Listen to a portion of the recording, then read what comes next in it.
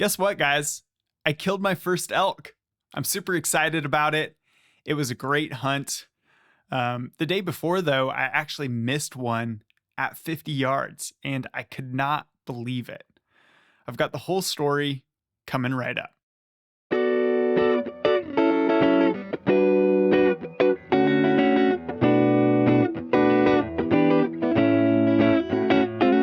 Hey everybody, Samuel Allred here. Welcome back to the Persistence Outdoors podcast. Today's episode is going to be a little bit different. Usually I try to make it about you and try to give you some information that is going to be helpful for when you go hunting and get out in the field. But today I've got a story for you about my recent elk hunt. And it wasn't just any elk hunt, it was the first time I've ever killed an elk. So I'm super excited about it. I've tried to think about what the important parts of this story are so that I can have a continuous narrative and not just follow every little rabbit trail. That might be fun, but I'll save some of those stories for other podcasts. But for today's episode, we're going to talk about some of my past elk hunting experiences, how I ended up hunting with the group of guys I hunted with, and then I'll get into the actual hunt, and then we'll just talk about some of my thoughts coming away from the hunt.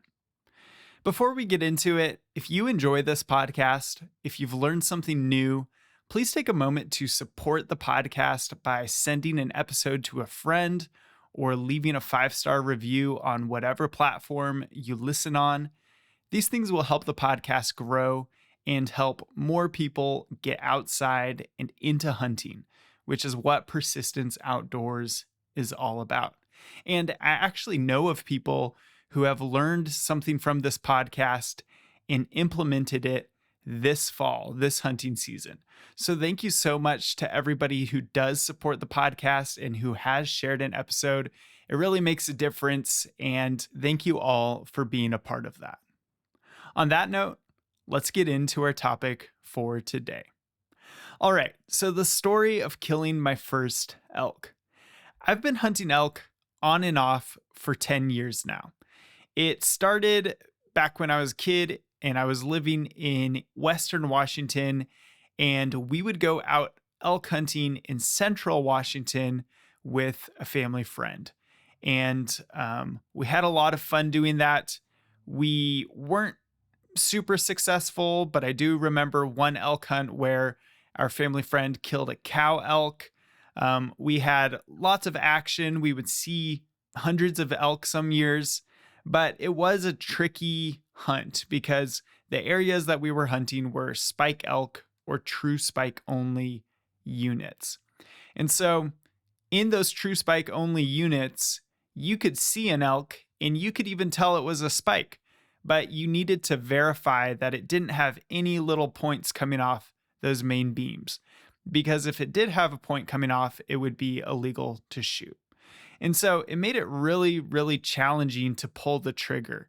If the elk were moving quickly, or if you just didn't have a lot of time to observe that animal, there was a chance that the elk might not be a legal elk, and you could get yourself in a lot of trouble. So the success rates were pretty low, and I remember them being around 18%, which is really jarring when you consider how many elk you would often see in a year. I mean, I remember one of the first years I went out hunting and I saw something like 200 elk in 5 days. And most of those were cows. There were a couple branch antler bulls, and then there were maybe a handful of spikes mixed in there. But because you could only kill those true spikes, it made it a very challenging hunt. The areas that we hunted were wide open, high desert areas. So lots of sagebrush, lots of grassland, and you could see for miles and miles. I remember spotting elk 3 or 4 ridges over and then realizing that was at least 3 miles away. But you could see them skylined out there, and you could just see forever. And so the name of the game out there was spot and stalk. And you would just spend a lot of time glassing slopes. You would walk up one ridge, glass the slopes. If you didn't see anything, you'd move on to the next ridge.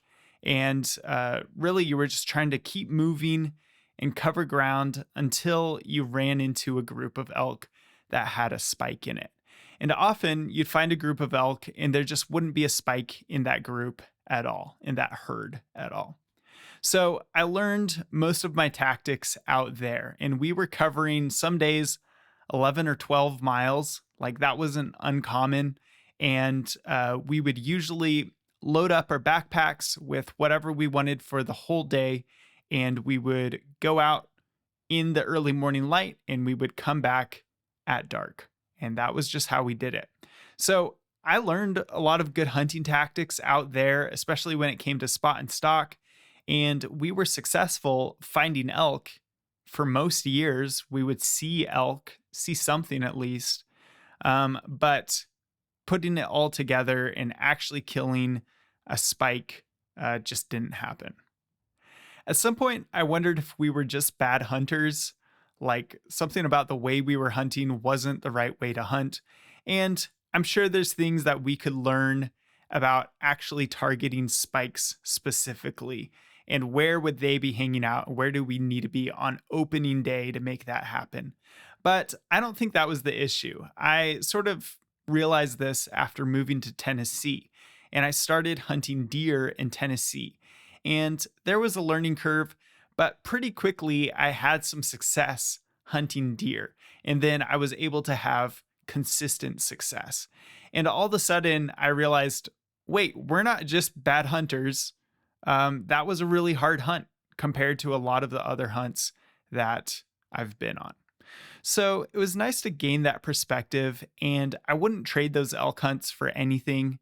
But in some ways, it was both an exciting challenge and somewhat discouraging because it felt like we would see all the elk in the world and we couldn't shoot at them. So fast forward to last year. I'm now living in North Idaho, and me and a buddy from my church go elk hunting. And we're out for a week. And I had all these strategies in mind that I had used in the past to find elk, right? Spot and stalk strategies and being pretty mobile and all these things that worked in central Washington to find elk. I had also listened to all sorts of podcasts. I had been reading about finding elk, and so I felt pretty well prepared to go out on this hunt.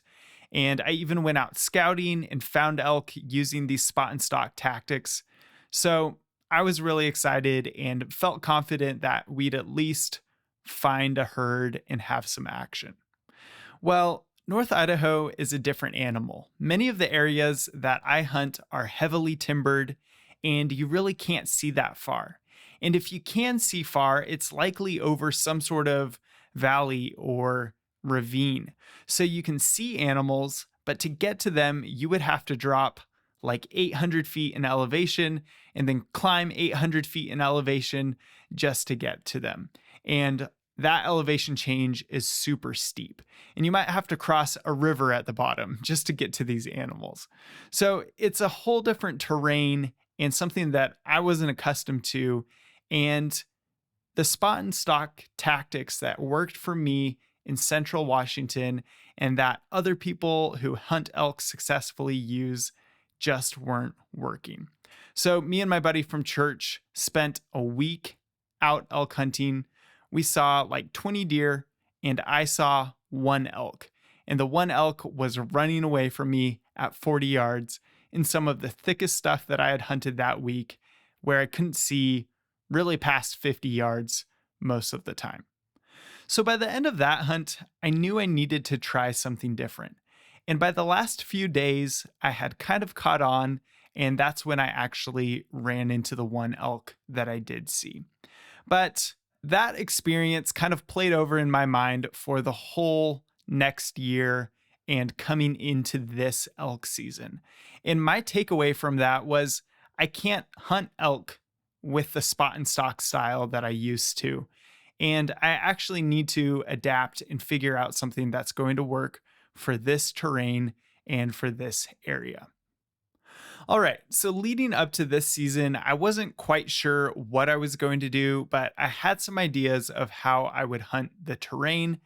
And I was trying to come up with a plan. And there was a guy at my church. I'll call him D. I want to respect his privacy. Maybe we'll get him on the podcast one day, but for now, I'll call him D. And he and his buddies kill elk every year. And it's pretty impressive because the odds are pretty low to kill elk here in North Idaho, but he and his buddies consistently beat the odds. So him and I had swapped some hunting stories and we had talked about hunting, and I wanted to be respectful of his hunting areas, and I didn't want to invite myself to go hunting with him, but I also wanted to learn from him how he was killing elk every year and how he looked at the terrain and the habitat differently than I did. So I was actually trying to ask him if he wanted to go hunting with me, and he's like, just come on out. Come on out and we'll show you the ropes. And I was like, awesome. This is going to be amazing because even if I don't kill elk, I'm going to learn what these guys are doing to be successful. And that's more important to me in some ways than actually killing elk, because I can go and hunt anywhere on my own if I know how to hunt and do this. So super generous of him, and super generous of his hunting partners who had been hunting this one area for quite a long time. And they try to keep it low key. They don't want the whole world to know about it because they have a long relationship with this area, and they've even put a lot of work into it. And so they invited me out, and I was super excited and super grateful for the invitation. So D invites me out to go scouting in the area that they usually hunt, and he really just wanted me to be able to walk around and get a feel for the area before coming out. And that was really helpful. I sort of saw some of the areas that they've hunted before, got the lay of the land. You can look at maps, certainly, and understand an area, but being able to walk around some of these places is really helpful because we're hunting in thick stuff. And so something that might just look like tall, mature timber on a map could actually have some areas in that timber that you can hunt. And it might be hard to locate in aerial imagery. So generally, the thicker the vegetation, I think the harder it is to really use aerial imagery to scout. And so it was great to be able to go out and walk around and learn the area. While we were out there, he shows me this one clear cut. It's surrounded by mature timber. It's on a slope. It's a little bit away from a road. You have to walk in a little bit of a ways to get to the top of it, at least. And this clear cut hadn't been used by elk that much in previous years that they had hunted, but he had noticed this one plant that they really like, and the elk had been coming out to this clear cut to feed pretty consistently. So he had set up a trail camera, and he found the main game trail that they were coming in on, and he had been getting some consistent pictures of elk on his camera throughout the summer. So he was excited about that clear cut, and little did I know that would be where it all went down during the actual hunt. All right, so the hunt was 5 days long, and so much happened that I'm not even going to try to relay every single little detail. It would take too long, and I'd probably bore myself. So we are going to hit sort of the highlights and the things that I feel like led up to me killing the elk. So evening of day one, D and I go out to this cut. And again, I'm just using an initial because I'm a little bit wary about online privacy, and I haven't specifically asked if I can use his name. So that's just what we're going to do for this podcast. So bear with me. But we go out to this clear cut, and he sets me up in what he thinks is going to be the prime position to kill an elk. So there's this trail coming out of the woods, this game trail. And because of the way this clear cut is situated, you really can't see that far in the clear cut immediately in front of you because it's on a slope. And so you can look 60 yards down the cut, and you might not be able to see an animal that's standing under your line of vision, essentially, or under the horizon in a way.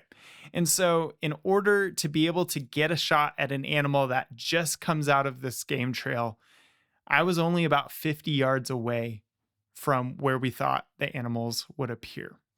And so I was sitting out in the cut on a stump, and then D moves off to the right of me so that he can look a little bit further down the cut. And I asked him, I was like, hey, you've put the work into this. Like, do you want to sit where I'm sitting so you can kill an elk? He's like, oh no, like I want you to kill an elk. So he gave me what he thought was the prime spot to kill an elk. And so I was excited about it. And I was, again, just super thankful that he would have me out and put me on the X. So we sit there and it's the evening and we're just waiting. And I love evening hunts because as the sun goes down, it feels like the chances that an animal will pop out increase. And then if the sun goes down and nothing's come out, your hunt's over, you pack up and you call it a day. So nothing happens, but we're trying to be still, trying to be quiet. And I'm scanning over to my left where I think the elk are going to pop out of the woods. I'm also looking down this cut to sort of a lower level that I can see. And I can see D, he's sitting on a stump, looking down at the lower level. He can't even see the area where the game trail comes out of the woods. I'm spending a lot of time looking down kind of as far away as I can see to this lower level of the cut. And I realize if an animal comes out 50 yards away from me, I need to be focused in and see it before it sees me. So I'm trying to focus and keep my attention on this game trail coming out of the woods. But my eyes still wander and I'm just scanning everything that I can see. And I look over to my right and I see this tan body out in the lower part of the cut. And I think, is that an elk? So I grab my binoculars and right as I'm getting a good look at it, D's gun goes off. And I'm like, oh yeah, we just killed an elk. And I scrambled to pull my ear protection over my ears. He takes another shot. And thankfully, I had the good sense to watch the elk in my binoculars as it ran off a little bit of a ways over sort of the rise in the hill, and we couldn't see it that well. But I'm still trying to track it through my binoculars, and it looks to me like it falls down and is kind of thrashing around. And at this point, I can see its antlers, and I can tell it is a big elk. So D stands up, and from his vantage point, he can't see the elk at all. And I can see the elk, and I mark a tree that is burned and sort of broken off. And so I think, okay, I can see that tree. And if I walk to that tree, I know the elk is going to be to the left of it. But D can't see it at all. And from his perspective, the elk just walked off, and it looks like it just walked off right into the woods that surround this cut. So he's nervous. I look over at him and I'm like, you got it. And he's like, I don't know. It looks like it just walked off. And so we give it about 10 minutes and then we start walking down to where we think we saw it. Well, as I'm walking down, I took my attention off of that tree that I had marked, and I'm just following D down the cut. We get towards the bottom and I'm like, I need to look for this tree that I marked. So I find a tree that has been burned and broken off. And I think the elk's got to be right around here. So I get over there, I stand on a stump, I look around in a circle, and there's just nothing. And I'm starting to think, oh no, the elk is gone. You know, it's not where I thought it dropped. So we go down to this little road, this old reclaimed road around the edge of the cut, and we start looking for blood, and we split up and we kind of crisscross where the other person walked, and we're just looking for blood as the sun goes down. And so we're pulling out our headlamps, and we're trying to find any trace of this elk that we think just walked into the woods. And I still think it probably fell in the cut, but I wasn't quite sure where, if it wasn't near the tree that I marked. And so I'm looking for blood. Neither of us found any blood on this road. And so I think, well, that's a good thing. That means the elk is still in the cut. And even if we have to grid the cut, at least we have an idea of where he's at. So I'm starting to walk back up this road, and all of a sudden, I get a huge whiff of an elk smell. It's like a barnyard smell, but a little bit more musky. And I get a huge whiff of this, and it stops me in my tracks. And I think, that smells exactly like an elk. And I look to my left, upwind of me, and sure enough, there's a giant elk lying completely dead. And I was like, awesome, there's the elk. So I call D over and I'm like, I found it. And he was super excited that we had found it and that it hadn't just walked out into the woods. I was super excited to see this giant dead elk, and it all came together. Now, I don't mean to gloss over this next part because it's pretty wild, but I'm not going to spend too much time on it. So day 2, another guy in our group goes out to this cut where we had just killed this big bull elk. And there's still the gut pile out in this cut. And in my mind, I was thinking, there's no way that elk are going to come out into this cut after we were there late into the night. There's a gut pile there, and our scent is just everywhere. Like, there's no way they're going to come out and feed there. But these guys have hunted this area for a lot longer than I have. They've hunted elk for longer than I've been alive. And so he makes a judgment call and goes out and sits in this cut the next evening.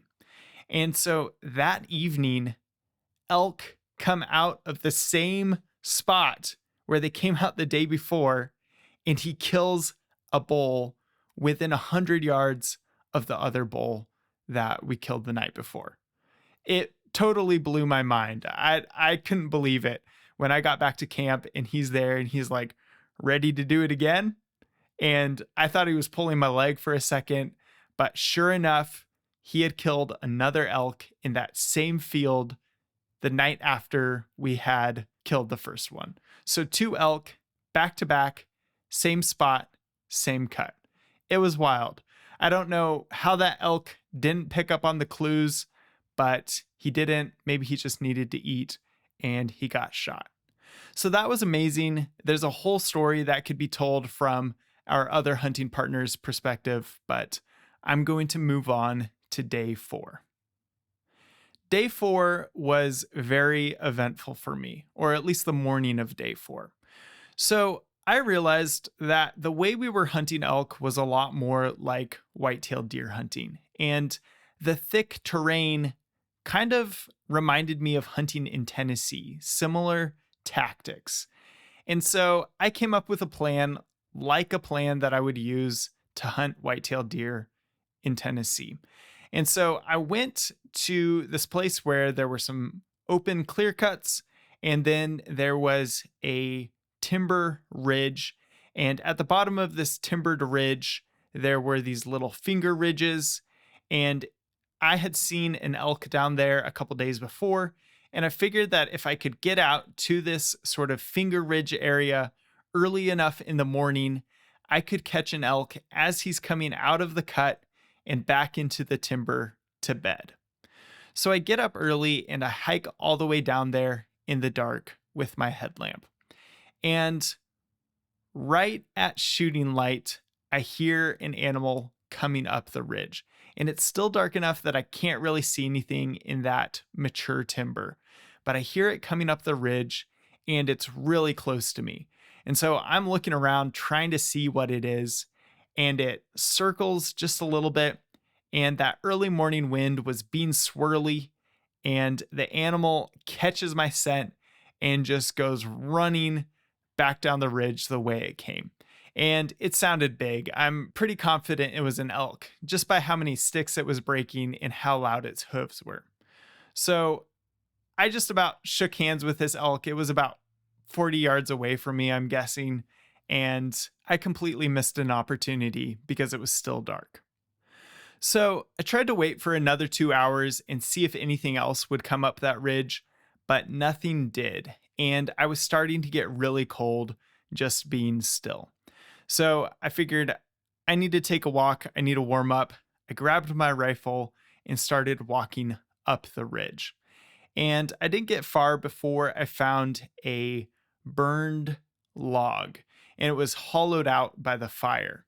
And I thought, oh, this is really cool. It seems like the type of place a bear would den in the winter. And we're getting closer to that time. So I thought it was really interesting. And I was shining a light in there for my phone and just trying to look around. And as I stand up after bending over and looking in this log, as I stand up, a black bear squirts out to my left and just runs down into this creek bed. And I flicked the safety off my gun, but by the time I got it to my shoulder, that black bear was gone. And it was really quiet too, because it doesn't have hooves. It just ran down into this creek bottom and disappeared. So that was really fun. I was excited to see a black bear. It was very close. It was super cute and fuzzy. I've been looking for black bears for a long time. It seems like I've been looking for them all spring this year.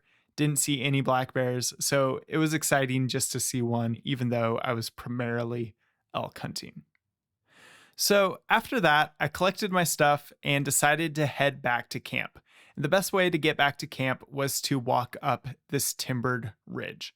And I knew elk could be on this ridge, but I was walking around and making a lot of noise, and I didn't really expect to see anything. So I'm moving up this ridge and I see tracks, and they look fresh to me. And I just noticed them for the first time. So I'm thinking, these look very fresh. It's all kicked up. Maybe there's an elk around here.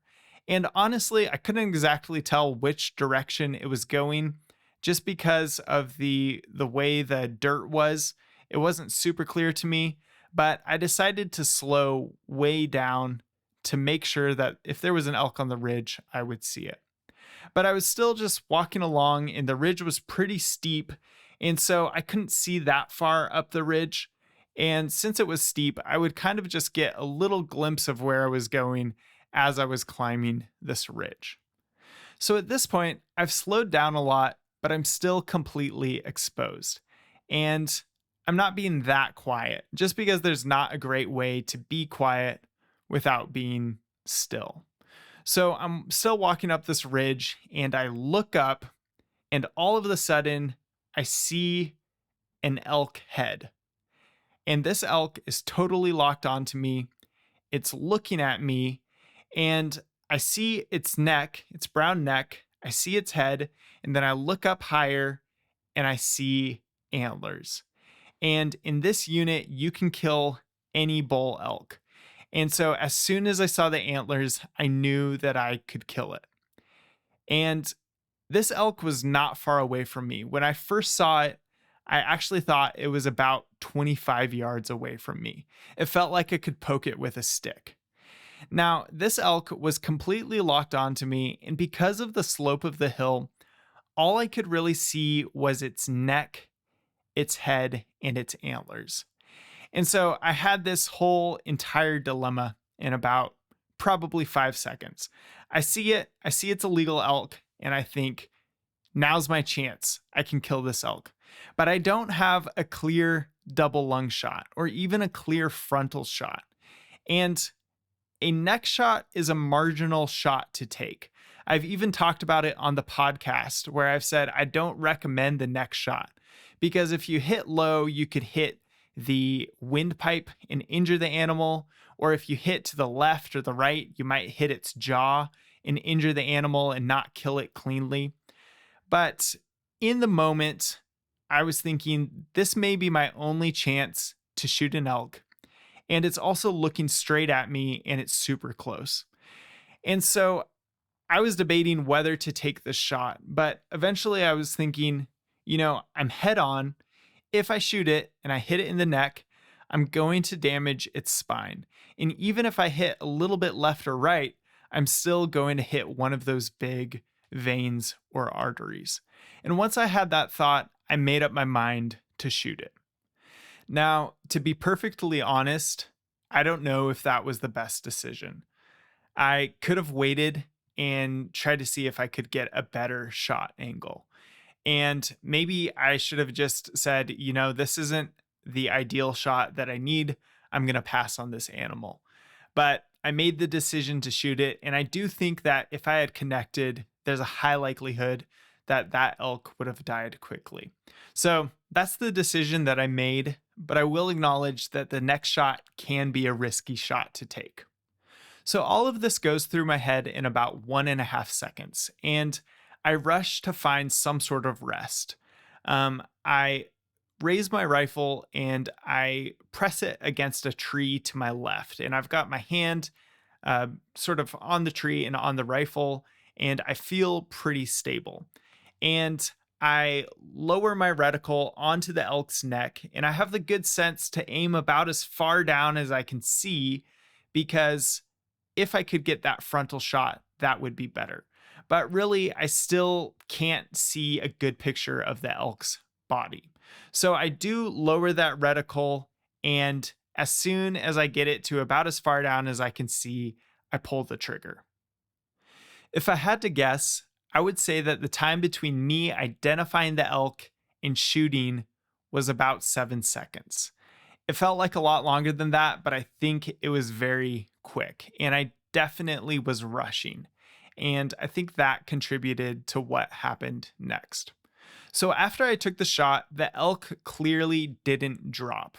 And I was thinking if I hit it in the spine, there's a good chance it's going to drop right here. And it didn't drop. Instead, it turned to its right and started running away. And I couldn't see it because of the slope of the hill. So I immediately sprinted up the hill to see if I could see where it's going and also get a second shot. Once I get up the hill, I can see it running away to my left, and it's going pretty quick. It doesn't really look injured, and I'm concerned that I've just put a bullet in its neck. It was ineffective, and this elk is going to run away and out of my life. And I've just injured an elk with a risky shot that I shouldn't have taken, and all I could think about was putting another bullet in that elk. So the elk's running. I just ran about 50 yards, and it's weaving in and out of trees. And I'm trying to get a shot, and I think it's moving, so I've got to lead it a little bit. So I put my crosshair out in front of it a little bit, but I don't wait long enough, and I just rip off another shot right in front of it. And I clearly can tell that I've missed. And at this point, the elk is moving quickly. It runs down into this creek bottom. It crosses a creek. I'm sprinting after it because I'm trying to get another shot or just see where it goes. And it crosses this creek bottom, goes up the other side, goes into some brush, and it's just gone. At this point, I think I've wounded an elk and lost it. And a lot of thoughts are going through my head. On the one hand, I feel bad about wounding an elk. As a hunter, I want to make quick, clean kills. And the fact that I've just shot an elk and done superficial damage to it is pretty upsetting. I'm also thinking about how my hunt's pretty much over. I mean, I'm going to have to spend the rest of my time looking for this elk. I'm going to be gridding the area. I've got 2 or 3 more days left, and that's all I'm going to do. And then finally, I was just thinking about how disappointing it's going to be for these guys who have invited me to their elk camp, and I come out and wound an elk in their area, and it's just not a great showing. So I'm pretty upset at this point, but I'm trying to focus in, and I think I need to go back to the area where I shot, see if there's blood, and I'll start tracking from there and do my due diligence. From where I was, though, I wasn't far from camp, so I went back to camp quickly and grabbed one of the other guys who was right in that area. And so we come back down the ridge where I had shot at this elk, and we find the exact spot where the elk was standing. And I also went down a little bit further and found the spot where I thought I had taken the shot. When I measured it out, it was actually around 50 yards, not 25 yards like I had thought. That's how much, the heat of the moment had got me discombobulated. So I found the place where the elk was standing, and it was pretty clear because we actually found hair where the elk was standing.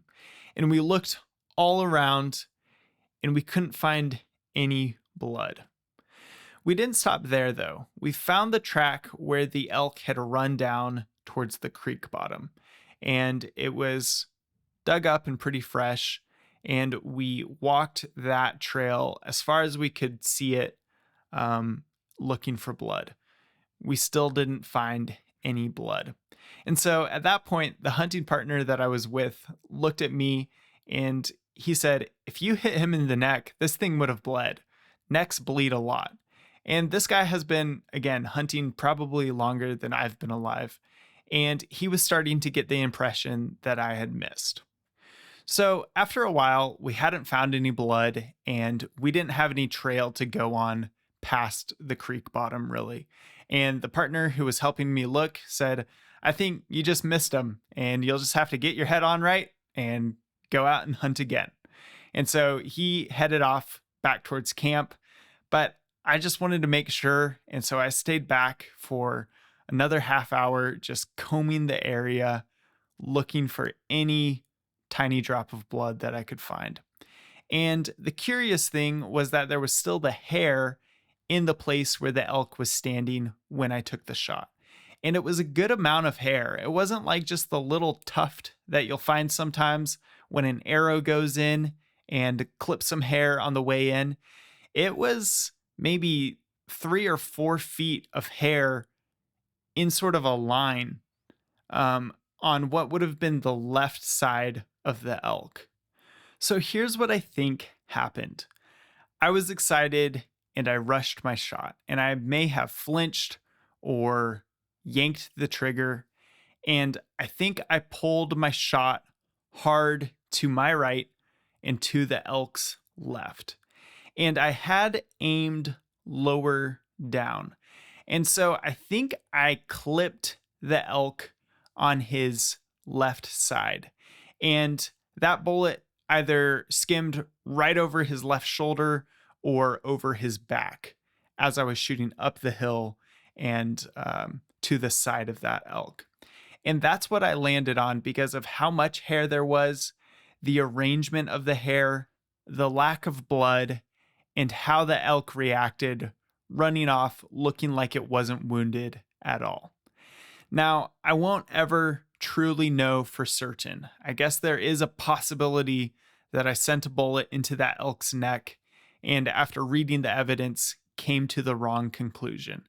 I know they're tough animals and crazy things can happen, but I really couldn't explain why there was so much hair and why it was arranged in the way it was without thinking that I gave it a buzz cut. And that's the best conclusion that I could come to. And I also had the second set of eyes on the situation. And so after reading the evidence and concluding what I concluded, I felt a lot better because I believe that I didn't actually mortally wound that elk and that it's running around today. All right, so that was my miss. I could probably make a whole podcast episode about that, but for the sake of time, we're going to move on to the evening of day 5. Day 5 was my last day to hunt, and so I asked D where I should go, and he said, "Man, you'd be crazy not to go out to that cut where we've killed 2 other elk." And I wasn't sure about that because, again, I was thinking there's 2 carcasses out there. We've been in that cut so much, surely they're not going to come back.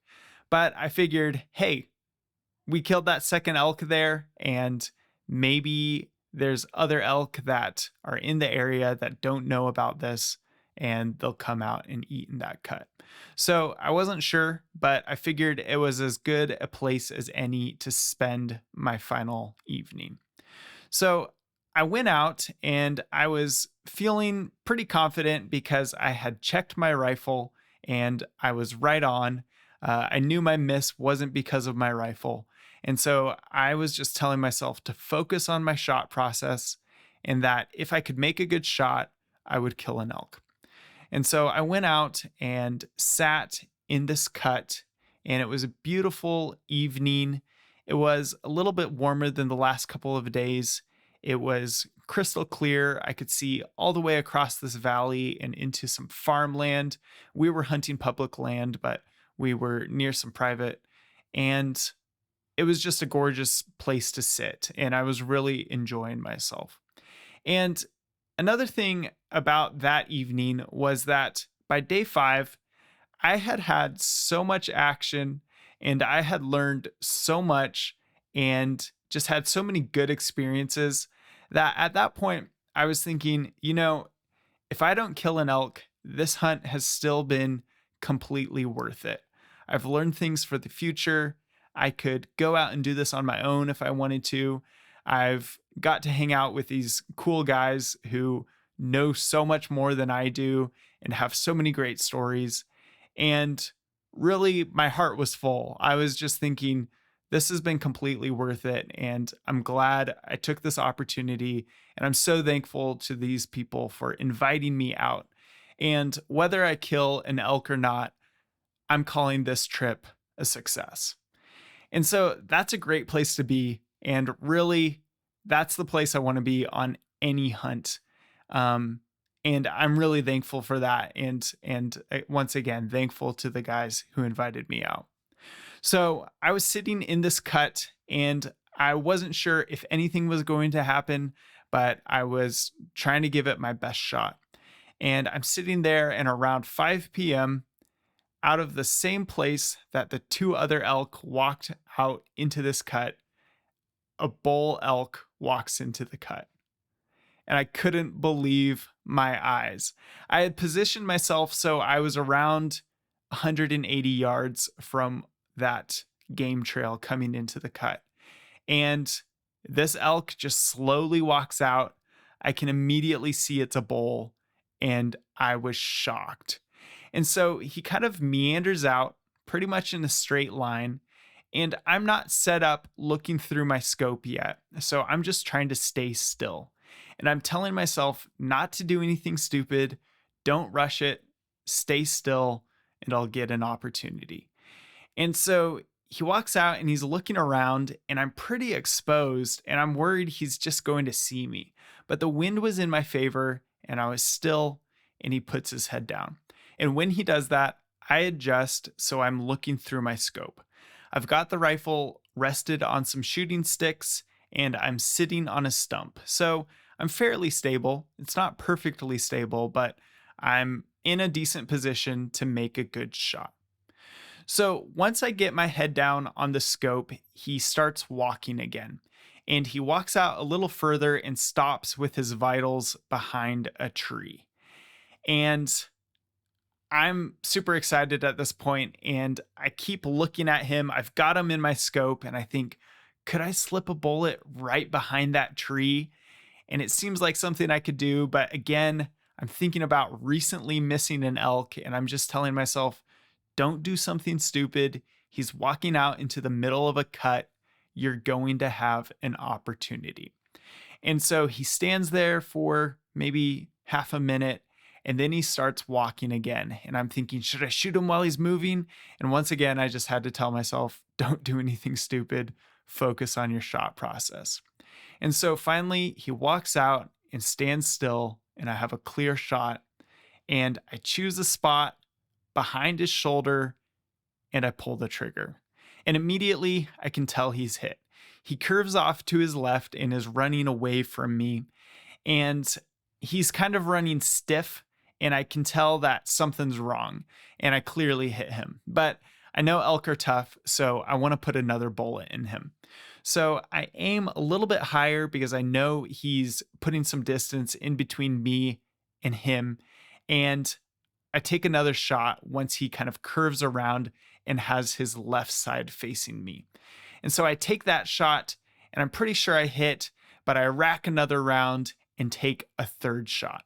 And I believe I missed on the third shot. But regardless, he falls down and is now on the ground and he's kicking. I can still see him in my scope, and he has his neck up a little bit, and I'm debating taking another shot and hitting him in the neck, but he's clearly down and he's not getting back up, and I've got my scope on him ready to take another shot if needed. And so he struggles for a while. I'm just looking at him through my scope, ready to take another shot. But to me, it looked like he was down, and I was confident that I had hit him 2 or 3 times. So I wait a few minutes, and eventually he stops struggling and he's still. And I keep just looking at him through my rifle scope. I always think of stories where people shoot an elk and then they walk up to it and it jumps up and runs away. But I was pretty confident that this elk was going nowhere.